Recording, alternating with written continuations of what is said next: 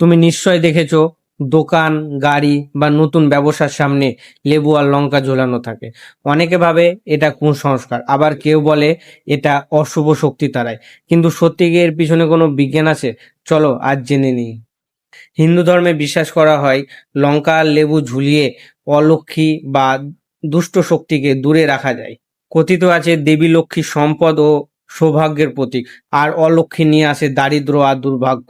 তাই অলক্ষ্মীর প্রবেশ ঠেকাতে মানুষ লেবু আর লঙ্কা ঝোলায়, যাতে বাড়ি আর দোকানে সুখ আর সমৃদ্ধি বজায় থাকে। এবার দেখা যাক বিজ্ঞানের দিকটা। লেবুতে আছে সিট্রিক অ্যাসিড আর লঙ্কাতে আছে ক্যাপসাইসিন। এই দুটোই কীটপতঙ্গ ও ব্যাকটেরিয়াকে দূরে রাখে। আগে যখন ইনসেক্ট রিপ্লেসমেন্ট ছিল না, তখন মানুষ ব্যবহার করতো এইসব প্রকৃতির উপায়। এগুলো বাতাসে সামান্য গ্যাস ছড়ায়, যা মাছি মশাকে দূরে রাখে। মানে খাবার বা ভালো জায়গাকে পরিষ্কার পরিচ্ছন্ন রাখতেও এটা কার্যকর ছিল।